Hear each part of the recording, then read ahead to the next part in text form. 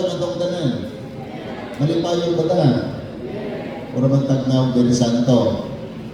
Human na ang pagkabanhaw, pero wala pasabot nga wala na po si Kristo.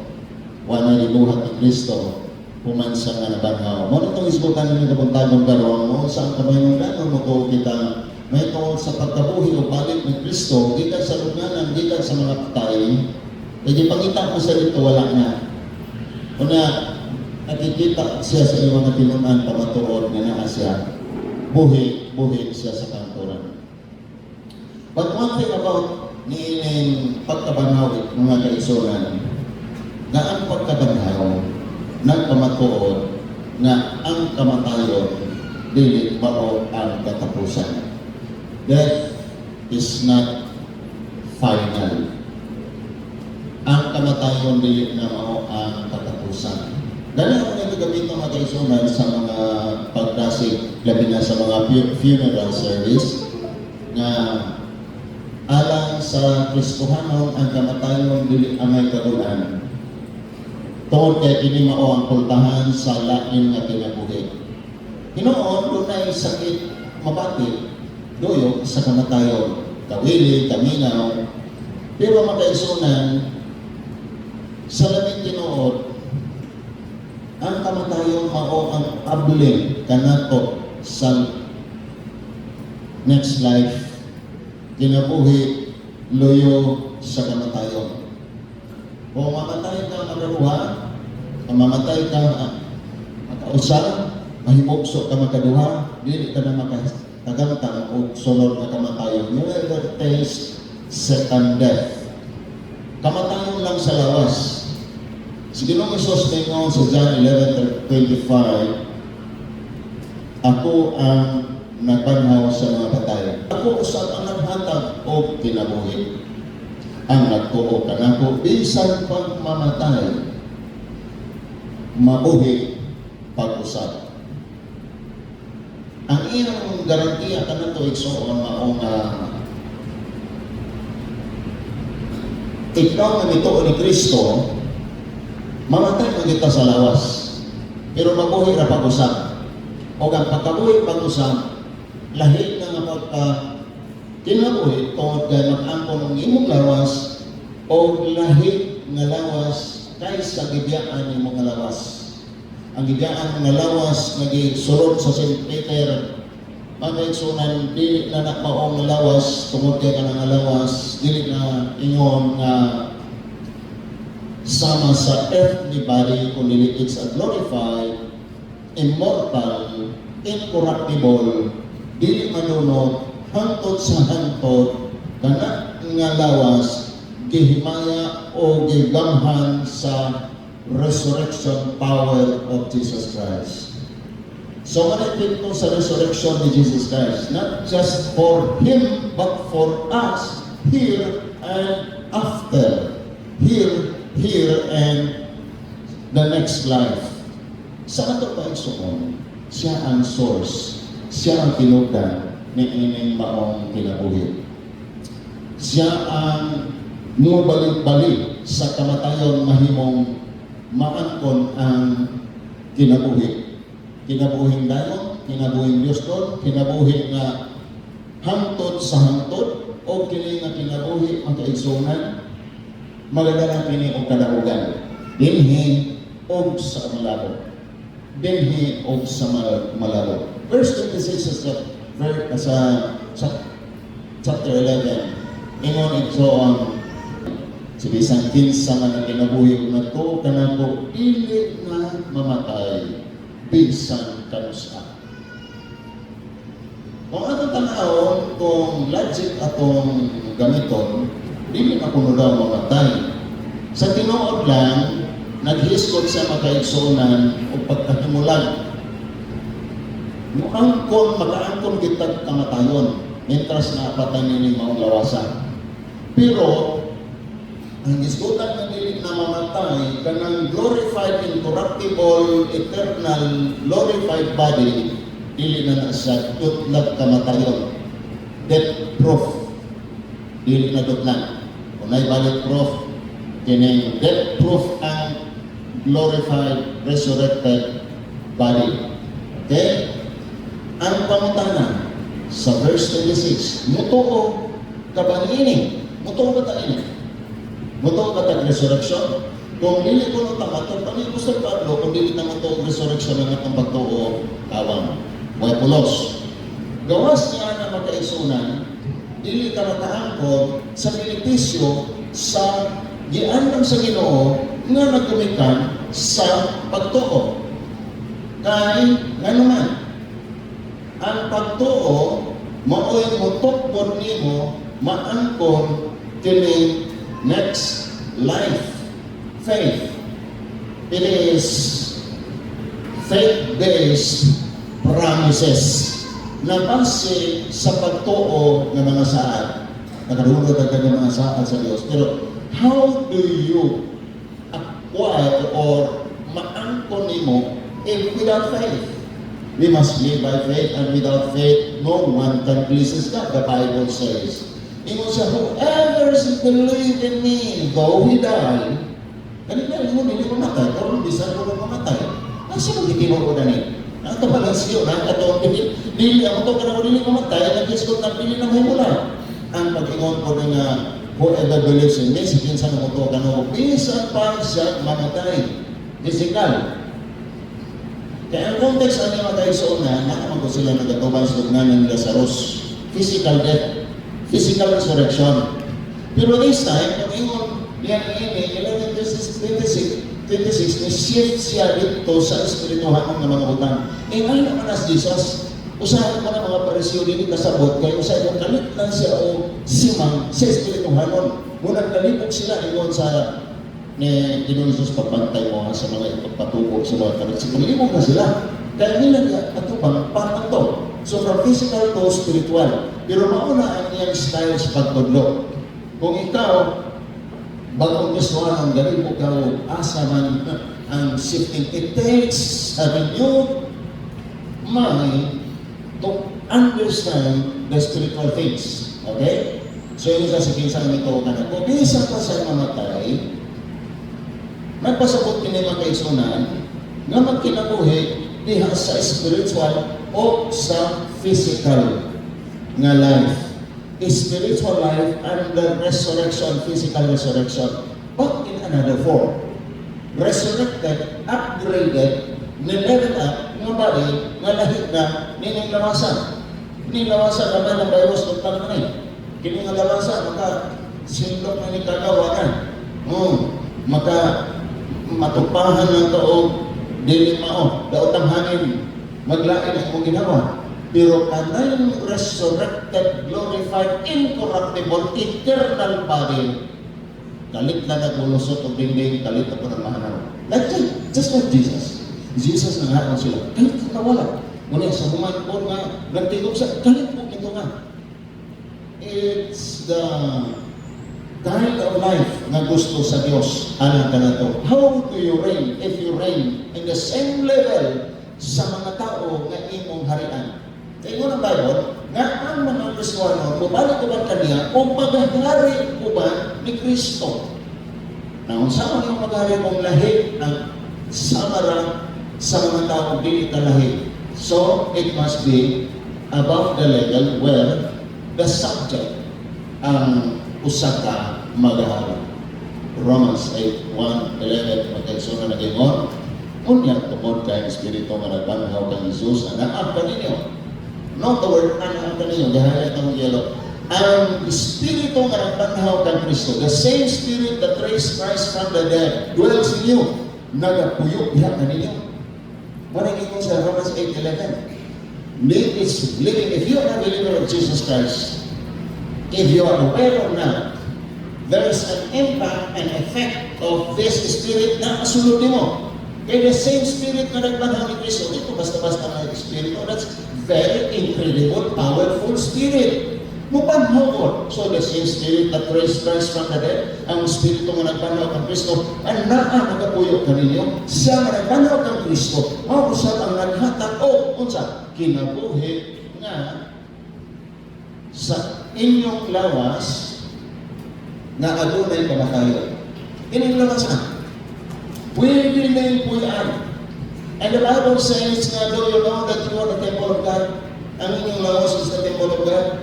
So pwede rin nga, di isang paman, corruptible na, madunot na, mahimo na masakit, pero pwede na puyan.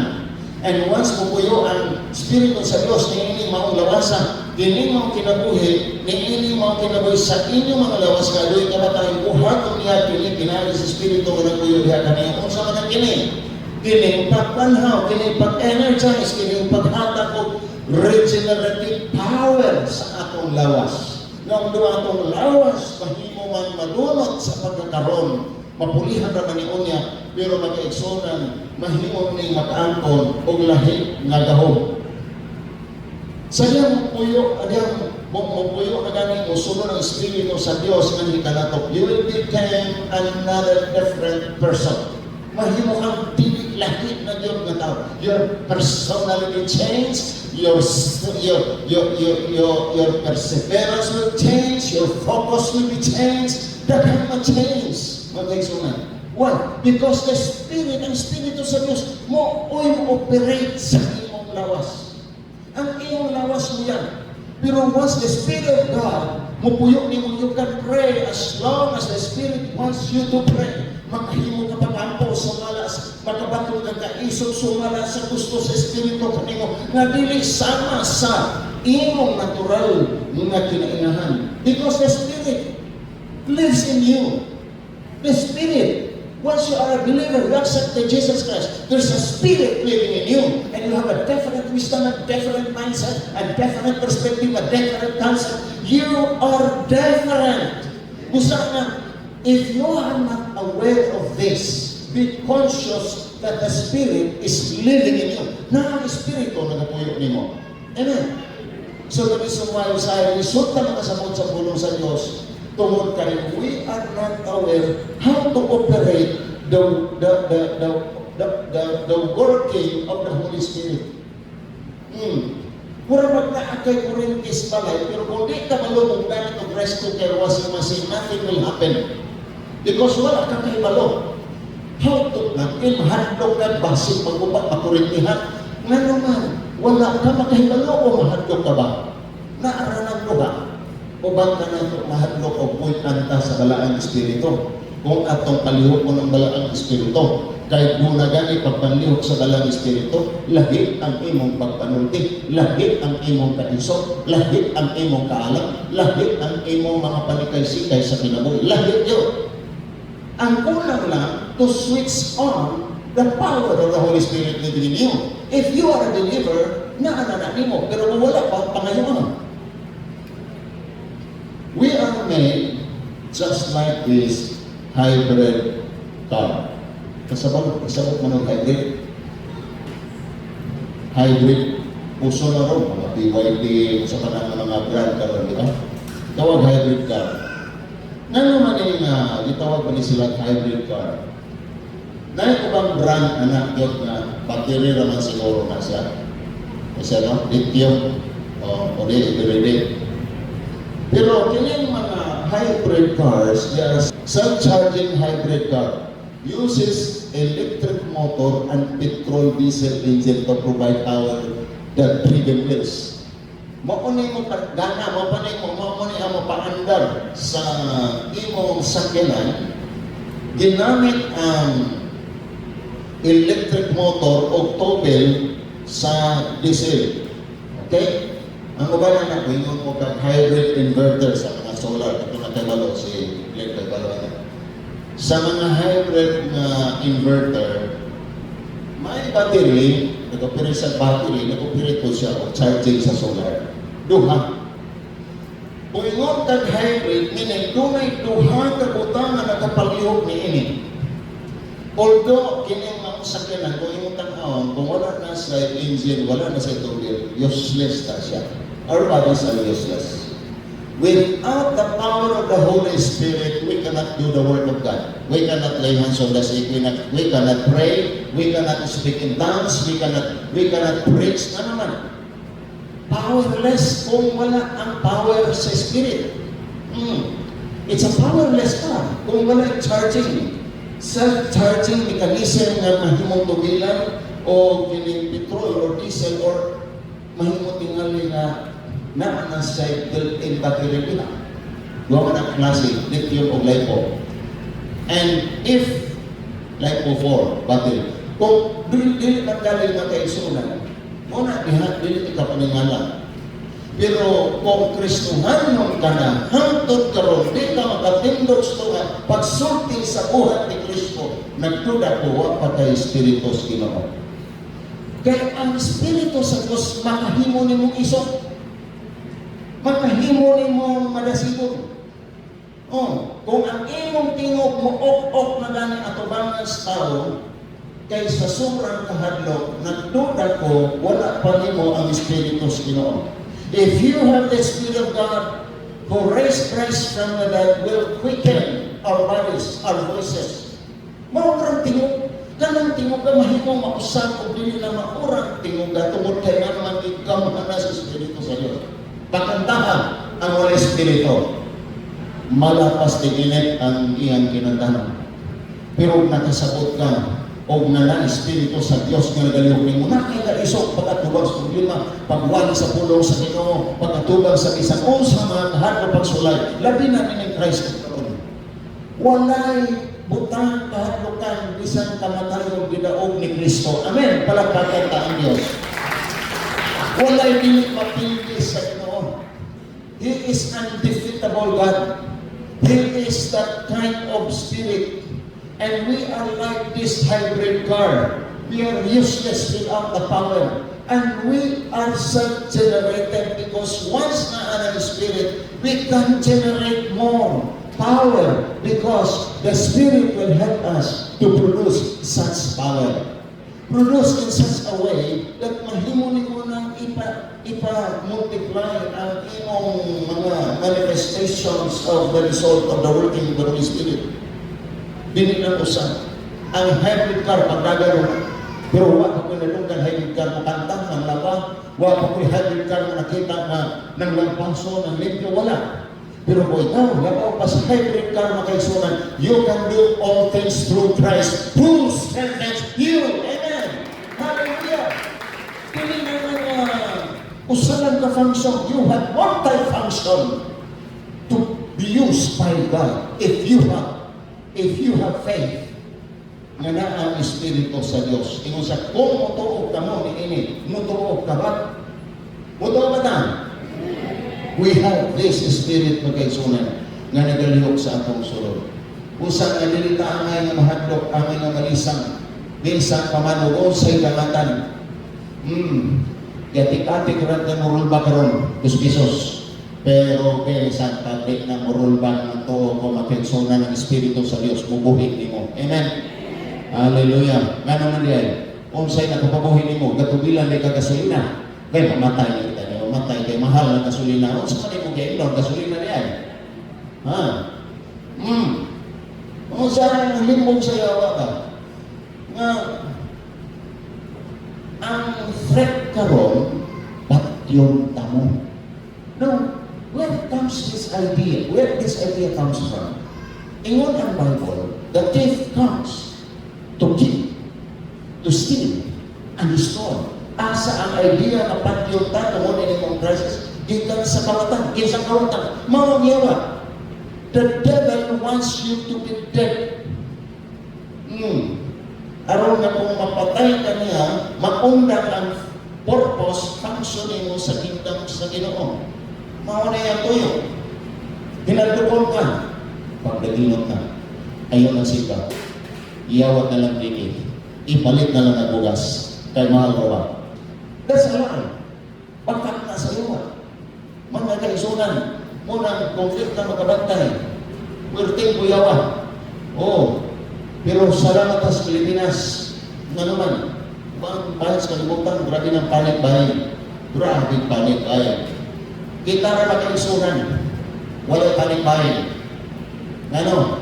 Panik ra, wala bahin. O may kwarta. Panik na tataman. Pero makaisunan, ang gwapo, nindot ka, igsoon, nakinabuhi, na way panik. Way hadlok. Amen. Prepare, but don't be afraid. Prepare, but don't fear. Fear not. So, sa naklase sa kinabuhi ang gusto sa Diyos ni ang ko na to. Of, kininduha, physical, and spiritual. He's the source of our physical, He's the source of our spiritual. Nabuhi kita tungod niya. Amen? Nabuhi kita tungod niya. Ikan kanya ang atong kinabuhi. Nagpasalamat ang atong Diyos. Siya ang tag-iya, siya nagalitan, siya ang owner, siya ang mugamit din kinabuhian. Kumusta kinsa ni gamit sa imong kinabuhi? Kasi ikaw ra. For private use only. Uy, dili na igsuon ang atong kinabuhi. Ako, and this is my life. Ako ni ako rin magbuot. Ako ni nga kinabuhi. No, your life owns by God. Ang imong life, gitan ni God. Amen? So you have no right. Bisan pag muadto ka sa human right. Ngayon ka na akong ipetisyon nga nung ng Diyos mag-apil-apil sa akong katumod. Yes, yes, the right. Naay katumod ang Diyos. Why? Naay katumod ang Diyos. Tumod kay sa tag-iya sa atong kinabuhi. Siya ang tinugdan sa atong kinabuhi. Labaw na ang atong espirituhanon na kinabuhi. Amen? Amen? Ayaw i-privatize ang imong kinabuhi na this is my life. No? Kundi iyan sa Diyos, sa tag-iya ni tanan. And this life is more than existence, dili lang akong kitang umulungtad na buhay, may kalimutan na maybe 60, 70 years. At the most, kung sweltihon, makas mga katiwangan, 80, 90 sa 12, 20 o 150. Pero it's more than the existence. It's the kind of quality, abundant, victorious life. Amen? Abundant isang kwarta. Abundant ka na naman, full of faith, confidence, and satisfaction. Abundant ka na siya. Dili-dili, abundant life, daghang kwarta, daghang pundo, daghang deposito sa bangko. Mga kaisunan, ma-depreciate na, but ang atong nabatunan, dili na siya mahubas. Kanunay mag-awas. Amen? Abundant po. Kasi mga abundant, mahubas, muawas. Mo awas na to sa ubang. Your joy will be shared to others. Malipay ka, i-share mo na sa ubang ang imong kadaugan, ang imong angkor na panalangin. Amen?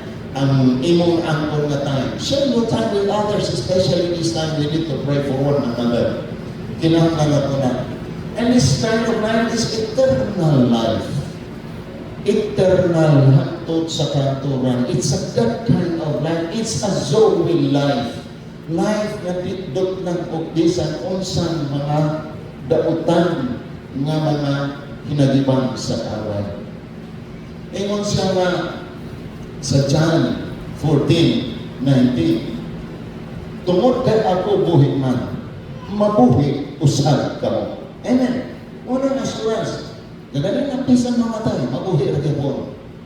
O bisan ka, sa iyang mutuog ka, hindi na ka mamatay, hindi ka na himulan. Depende na magkaisunan how you shift gears in your thinking na maugid na ang meaning. Gusto ko yung libong na ko, ang mutuog ka na ko, hindi mamatay. Kaya gusto ko na, bisan ka mo mamatay. Now, lakad lang, aron ka mag-abas. Eh kung may ka, mabiyayaan ka, kung maghanghang ka, magkaisunan. Mahimong di ka kasabot.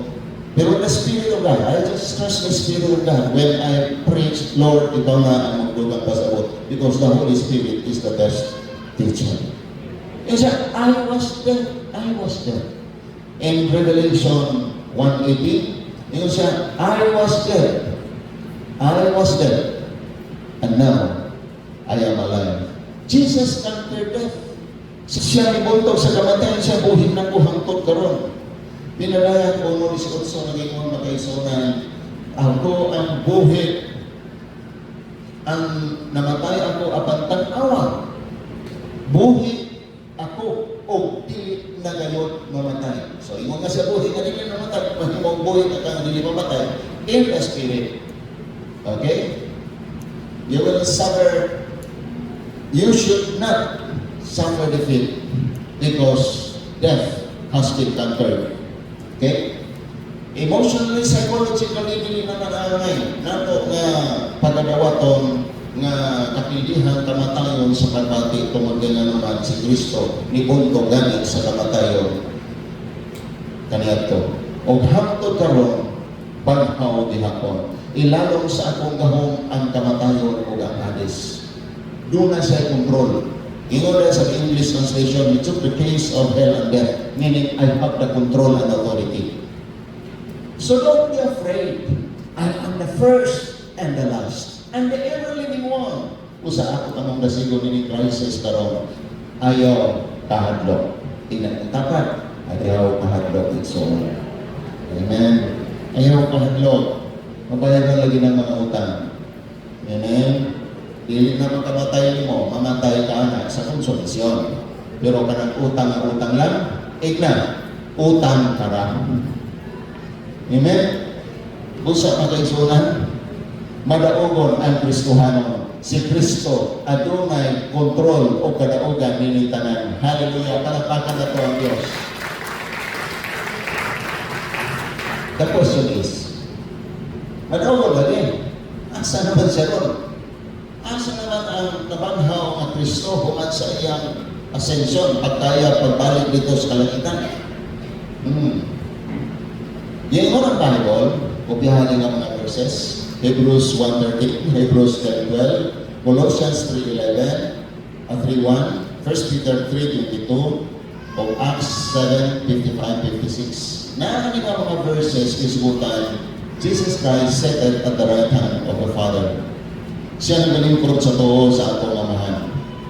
Seated at the right hand, meaning na makaisunan, natuboy siya. He is exalted. He is lifted high above all principalities and powers and dominions. Matapos Ephesians chapter 6.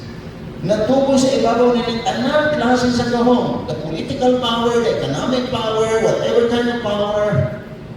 Tanan natuboy sa ibabaw ni ini. And he put everything under his feet. Even Satan is under his feet. Symbolizing and seated in the right hand, symbolizing thus exaltation and authority and completed work of salvation. Okay? Last two more verses na lang and I will end. Hebrews 12:2. Hebrews 12:2. Okay. Hebrews 12:2. So seated at the right hand. Can somebody seated at the right hand? Is Jesus. Isn't it Jesus? The resurrected Jesus. Most of the preaching I heard preach about the historical Jesus.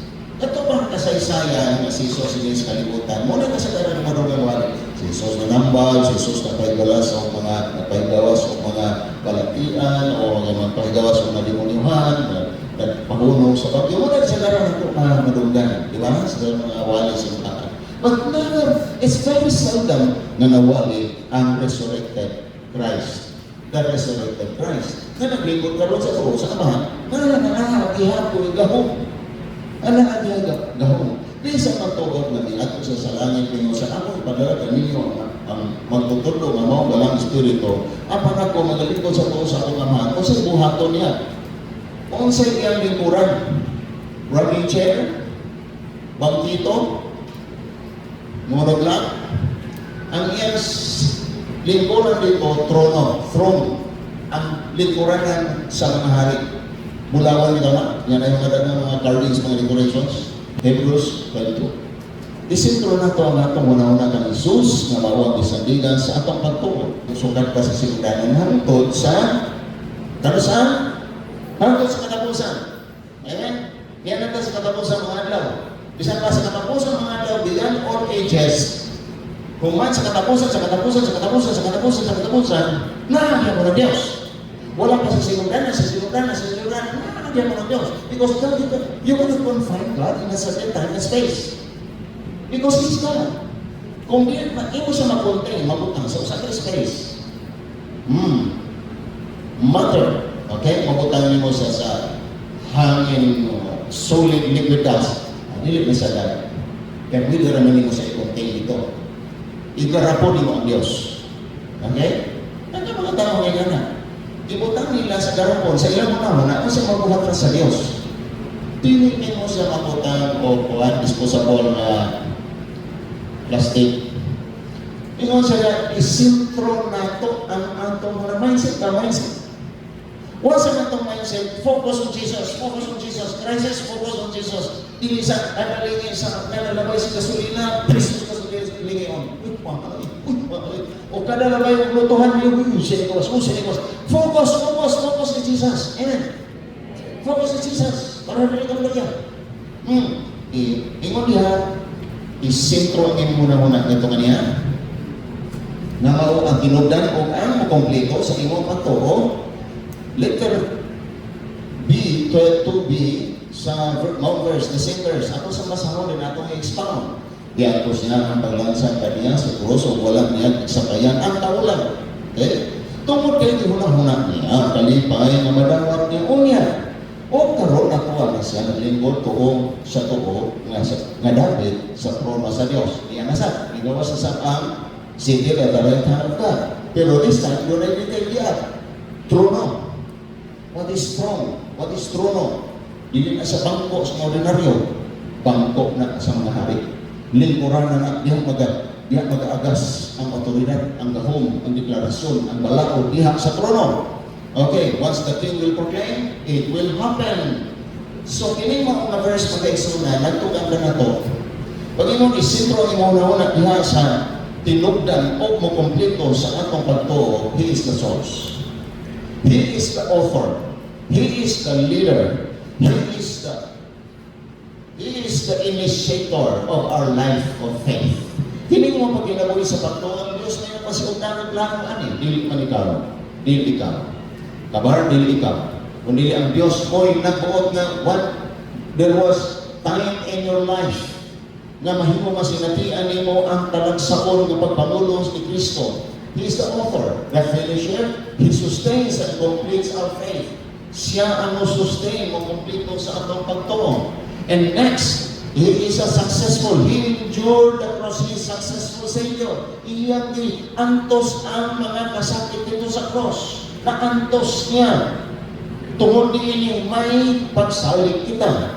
And also, He will despise the shame. He's a living Redeemer. He chooses to endure extreme suffering. Giantos niya o niya, di mas kipiling niya kaulaban. Aron nga mahimo unyang maangkon ang kalipayhan o sa kanturan. Bartel, sa iya nga mo redeem ka, mulukat ka sa naprenda, lukat kayo tawagan na, paluan po siya, pag-asa, na ay pag-prenda, tawagan na prenda, may people. Unya, tagaan ka kwarta, ay mo mang, di po na sa baligyan, init, prenda. Okay, nakay singsing, nakay Diyos, prinda nimo, kalatikan ka, kabalunon, prinda nimo. Pagkaman, tagaan ka kwarta. Pagkamasay kayo, no, ay gitawag na time period ang lokato na nimo. I would like to explain this to my people kay wala ni sila suka bitaw makaprinda. Okay. Kasi mga mahilig mo prinda dire. Kabalo na mo, no? Okay. Pagkaman, abot sa time na doon ay, sa tawagan, lokatono na yun, imong bayaran ang katong kandidat yung imong nautang plus what? Interest. Now si Jesus, nilugat na itong tanan plus the interest. Amen. Ang tanan mga consequences, the curse of sin, nga atong nabuhat, even those sins na atong nabuhat nga ignorantly we had committed, ipayan to ni Jesus, even the curse of sin, iyang gibutang dito sa iyang cross to redeem us. He became a living redeemer. And also that, He endured the sin, despised the shame, sa pagkaulawan niya ito para nanaangko niya ang kalipay. Opposite, kaulawan o ang kalipay. Nato yung maulawan ng kalipay? Wala. O totally opposite. Pero this time, para sa kalipay, unya niya o para sa katawan, malipay po ka, angko mo sa paglukat niya. Amen. Malukat nimo imong naprinda, maumaon nimo wedding ring or unsa mga ring, mahimong malipay ka, kay una na siya gitawag na to sentimental value, aside from the value itself ni anang maong sisinya. So he became the author and finisher of our faith, a successful Savior, living Redeemer, exalted Victor, seated at the right hand at the throne of God. Tinoboy siya nga nahimong madaogon hangtod sa pagturan. So kini karon ang imong ituuhan dili na historical Christ, no? Nabitagan po in Jesus name, in Jesus Christ of Nazareth. Nazareth historical na. Gitawag ka sa Nazareth, magpuyo ka sa Nazareth. Ya ulo Nazareth. Ingon niya pagka-historical na sa ngalan ni Kristo Jesus na Nazareth, historical na. Pero the Christ that we believe is the resurrected Christ. Amen. If you still believe on historical Christ, you are in idolatry because that's not present Christ. The present Christ is the resurrected Christ. So klaro na to. Bagay mo yun, do you believe in Jesus? Who? Kisa nga Jesus. Kisa nga Jesus. Kaya na naman Jesus. Ano ba po Jesus na palahog? Di ba? May mga tao sige nga na ito. Nangyari sa una mga Jesus na palahog, Jesus na butaniro. Kisa nga Jesus. Kisa Jesus. Jesus Christ. Who? Kisa nga Jesus Christ. Jesus who resurrect. Ang Jesus na nabanghaw. And that's the core of the gospel, mga kaigsunan. Yan ay kinaulitan sa gospel. That Jesus was buried and resurrected, and that's the good news. Ang makonclude anak ng mga maong good news is the resurrection of Jesus Christ. It's not the death, it's not the burial, it's not the suffering, it is the resurrection of Jesus Christ. Palagpakan nato ang Diyos. Amen. Maunay masihanan sa atong kalawagan niyang pagkabanhaw. Gidaot niya ang kamatayon. Hebrews 7:25. Last verse. Hebrews 7:25. Amo ng therefore, He is able to save completely who come to God through Him, because He always lives to intercede for them. Amen?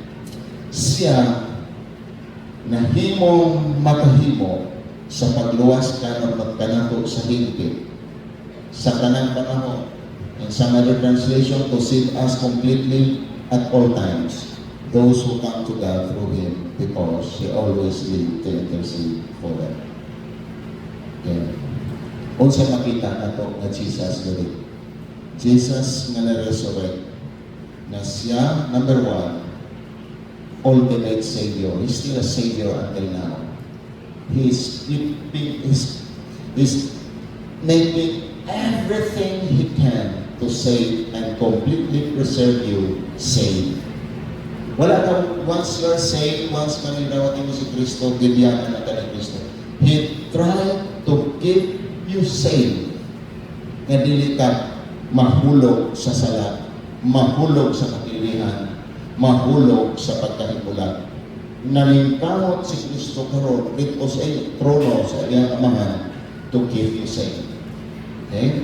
Sayop nangingon, once you are saved, always saved. Once na gidawatin mo si Kristo, kilahi rin pagsabat, Ginoo, gidawat ko ikaw, ako maluluwas, kilahi raman na, dali ka mga na, ngayon na sa luwas na ka. Dahil sa pagpapakasala ka, luwas na ka, sayop. That's wrong doctrine. Kung kamo, nakaagbat na ng doktrina, bantay mo na, iya na siyawa. Osas, once saved, always saved. That's the wrong doctrine. Pero makaigsunan, ang gusto sa Dios nga mulahutay kita. Unsa man dito giingon sa Ginoo nga lahutay kamo hangtod baluwas. So sa ato pahangtod karon kinahanglan manikamot ang baluwas. Yes, you've been a child of God, but keep your relationship with God. Dili ko pasabot nga once you are a child of God, pwede na nga mag-WhatsApp ka, pwede ka magpabahala ng kinabuhi mo, anak kita kas Ginoo. Yes, maybe, but you are not in fellowship with God.